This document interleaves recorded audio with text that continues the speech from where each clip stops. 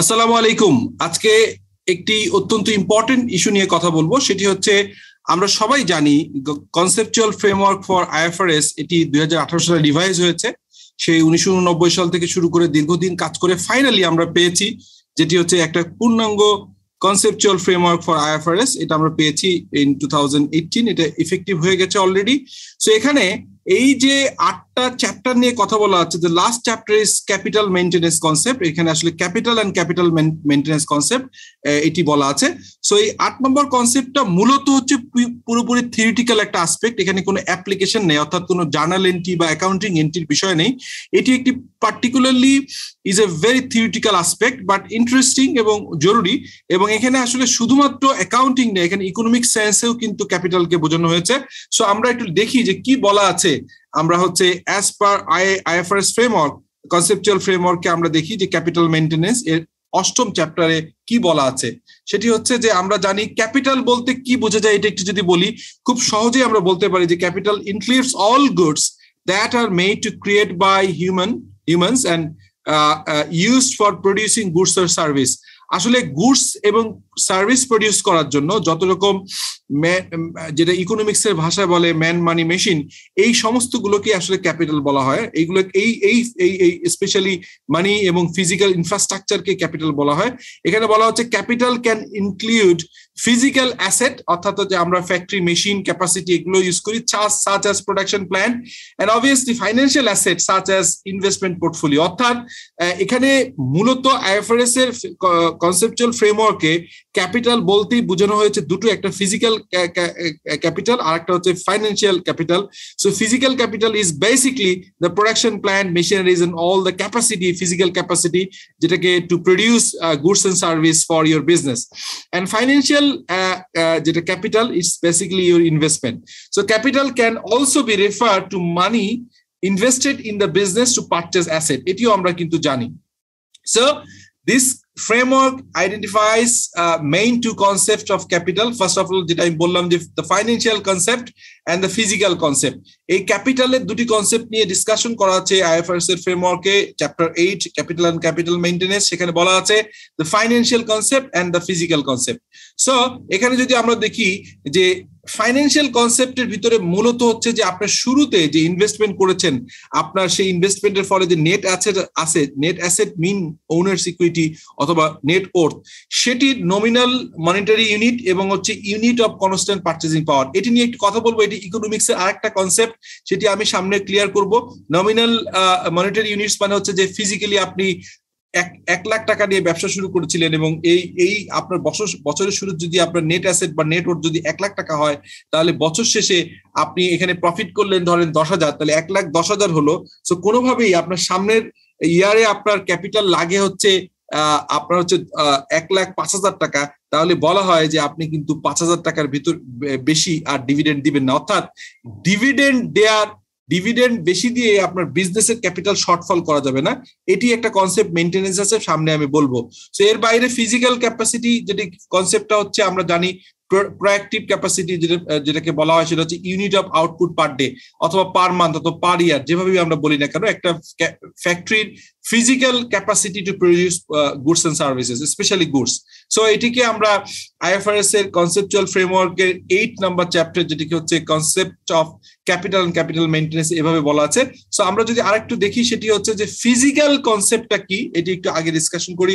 The concept consider capital as the Notion of the productive capacity or operating capacity of the enterprise। basically আমরা হচ্ছে productive ক্যাপাসিটিকে operating ক্যাপাসিটিও বলি। সোজা কথা, আমার ফ্যাক্টরিতে যদি 1 বছরে 1 লাখ ইউনিট প্রডিউস করার ক্ষমতা থাকে বছরের শুরুতে, সো আমাকে অ্যাটলিস্ট বছর শেষে আমার 1 লাখের কোনোভাবে যেন ফিজিক্যাল ক্যাপাসিটি না কমে, সেটি হচ্ছে ফিজিক্যাল কনসেপ্টের মেইন হচ্ছে কনসেপ্ট। এরপরে আমরা যদি বলি ক্যাপিটাল মেইনটেনেন্স, যেটি হচ্ছে ফাইন্যান্সিয়াল ক্যাপাসিটি। এবার আমরা তো তাহলে বলে ফেললাম যে ফিজিক্যাল কনসেপ্ট। এরপরে আমরা মূলত হচ্ছে যে দুটো নিয়ে ডিসকাস করেছিলাম, সেটা হচ্ছে ফাইন্যান্সিয়াল কনসেপ্ট এবং ফিজিক্যাল কনসেপ্ট। এখন আমরা আসবো এটিকে মেইনটেইন কিভাবে করতে হবে, how you can maintain the capital, both the physical capital এবং হচ্ছে financial capital. Capital maintenance, also known as capital recovery, it is an accounting concept based on the principle that A company income should only be recognized after it fully recover of all cost. এখানে একটু clear করি আপনাদেরকে, আমার মনে হয় যে আপনারা বুঝতে পারবেন খুব ইজিলি। সেটি হচ্ছে, ধরেন আমি যে উদাহরণটা দিয়েছিলাম যে বছরের শুরুতে আমার ফাইন্যান্সিয়াল ক্যাপিটাল বা ফাইন্যান্সিয়াল আমার ছিল, আমার ক্যাপাসিটি ছিল হচ্ছে 1 লাখ টাকার আমার নেট ওর্থ বা নেট ইকুইটি, যেটি আমি বিজনেসে ইনভেস্ট করব। সো সারা বছর শেষে 10,000 টাকা প্রফিট হলো, তাহলে 1,10,000 হলো।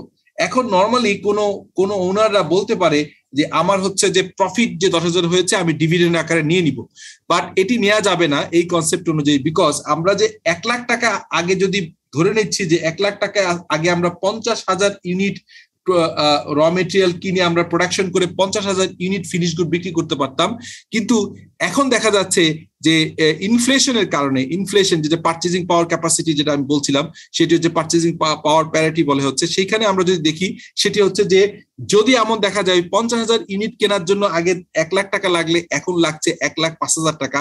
সো আপনাকে বছর শেষে কোনোভাবেই ওনাররা আপনার ডিভিডেন্ড আকারে পুরো 10,000 টাকা নিতে পারবে না। That is a concept. Maximum তারা 5,000 টাকা নিতে পারবে, বিকজ তার যে ক্যাপাসিটি, ক্যাপিটালের যে ক্ষমতা, সক্ষমতা, পারচেজিং পাওয়ার প্যারিটি যে ক্ষমতাটা আছে, এটিকে কোনোভাবেই কমানো যাবে না।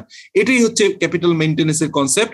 ইট ইজ এ ভেরি থিওরিটিক্যাল এবং ইকোনমিক সেন্স থেকেও আসে। ইকোনমিক্সে আমরা এই বিষয়গুলো ডিসকাস করি এবং অবভিয়াসলি সেখান থেকে এটা আসছে।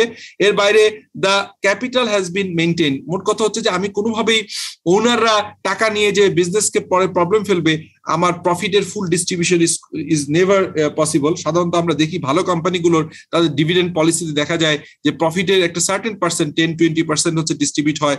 আর যদি বিজনেসের ইনভেস্ট করার ক্ষমতা থাকে, ইনভেস্ট এক্সপানশন হয়, অথবা যদি দেখা যায় যে আমার সক্ষমতা বাড়ানোর জন্য আমি কিন্তু মূলত রিটেইন করি, এবং রিটেইনটা is very important. Capital retain এবং maintenance is very important. Any excess amount above this represent the company's profit। মূলত হচ্ছে যে আমরা ফিজিক্যাল প্রফিট যদি বলি, আমরা যদি কনসেপ্ট হিসেবে ভেবে দেখি যে আমার প্রফিট হয়েছে, কিন্তু কোশ্চেন হচ্ছে আমার আবার কিন্তু ইনফ্লেশনের কারণে আমার প্রোডাক্ট কেনার এবং বিক্রি করার যে আমার যে সক্ষমতা, আমি যেটা বলছিলাম যে 50,000 ইউনিট কেনার ক্ষমতা আগে ছিল, কিন্তু আমি এখন 50,000 করতে পারছি না, বিকজ ইনফ্লেশনের কারণে আমার ক্যাপিটাল ইউজের পরিমাণ বেশি প্রয়োজন হয়। সেই জায়গায় বলা হচ্ছে যে আপনি প্রফিট করলে ওটা প্রফিট হিসেবে না নিয়ে আপনাকে এটাকে রিইনভেস্ট করতে হবে, সো দ্যাট ক্যাপিটালটা মেনটেন হয়। এটা হচ্ছে ফাইন্যান্সিয়াল ক্যাপিটাল। সো এই দুটো নিয়ে যে মেনটেনেন্সটা হয়, এটা কি হচ্ছে বলা হয় যে ফাইন্যান্সিয়াল ক্যাপিটাল মেনটেনেন্স এবং ফিজিক্যাল ক্যাপিটাল মেনটেনেন্স। আমি অলরেডি বলেছি। সো ফাইন্যান্সিয়াল ক্যাপিটাল মেনটেনেন্সের ব্যাপারে অলরেডি আমি পুরো ধারণাটা আপনাদের স্বচ্ছ করার চেষ্টা করেছি, বাট আইএফআরএস এ কি বলছে আমরা দেখি। ফাইন্যান্সিয়াল ক্যাপিটাল মেনটেনেন্স, প্রথমে ক্যাপিটাল সম্পর্কে বলেছিলাম, এখন ক্যাপিটাল মেনটেনেন্স সম্পর্কে বলছি, বাট আমি কিন্তু উদাহরণ দিয়ে অলরেডি আপনাদেরকে একটা কনসেপ্ট অলরেডি দিয়ে দিয়েছি। Under this concept, profit is earned only if the financial amount of net asset at the end of the period exceed the financial amount of the net asset at the beginning of the period, after excluding any distribution or to and contribution from the owners during the period। অর্থাৎ ওনাররা dividend নিতে পারে, আবার ওনারা অনেক সময় কিন্তু টাকা নতুন করে রিইনভেস্ট করে, নতুন করে ক্যাপিটাল ইনজেক্ট করে।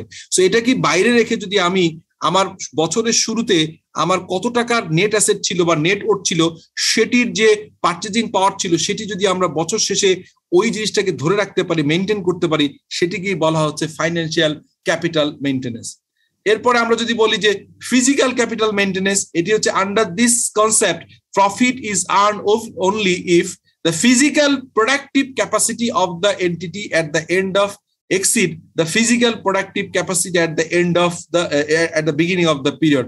একইভাবে আমরা যেটা বলছিলাম, after excluding the distribution and contribution from the owners। এখানে ওই যে ফাইন্যান্সিয়াল টাকার কথা, অ্যামাউন্টের কথা বলছিলাম, ওটিকে যদি আমরা কনভার্ট করি into productive capacity, I mean যে হচ্ছে যে আমাদের মেশিনারিজ এর প্রোডাকশন ক্যাপাসিটি, আমাদের ফ্যাক্টরির বিল্ডিং এর প্রোডাকশন ক্যাপাসিটি, ফ্যাক্টরি শেডের প্রোডাকশন ক্যাপাসিটি, আমাদের মাথায় রাখতে হবে যে ইনফ্লেশনের কারণে যেটুকু আমার হচ্ছে পারচেজিং পাওয়ার প্যারিটিতে যে ইম্প্যাক্ট পড়ে, সেটিকে কনসিডার করতে হবে। অর্থাৎ প্রফিট করলেই পুরোটা প্রফিট নেওয়া যাবে না। এটি হচ্ছে মূলত একটা theoretical concept of capital and capital maintenance, both the financial capital and the physical capital, I mean the productive capital বা operating capital বলা হয়, operating capacity. So dear participant, আমি চেষ্টা করেছি একটা থিওরিটিক্যাল অ্যাসপেক্ট একটু চমৎকার করে আপনাদের সামনে উদাহরণ আকারে বুঝিয়ে দেওয়ার জন্য। যদি এই কনসেপ্ট নিয়ে আপনাদের কোনো ফার্দার কোয়ারি থাকে, এই ইউটিউব চ্যানেলের যে আপনার যেখানে আপনার কমেন্ট সেকশন আছে, সেখানে যদি আপনারা কোনো ক্লারিফিকেশন চান, জানতে চান, I will try to make a larger video with some physical and practical example. এটা ম্যাথমেটিক্স করে দেখাতে হবে। আমরা এখানে থিওরিটিক্যালি খুব শর্ট, আমরা যে 10 মিনিটের ভিতরে আইএফআরএস এর যে বিভিন্ন টপিকস নিয়ে ডিসকাশন করি, সেই ধারাবাহিকতা এটা তৈরি করা হয়েছে।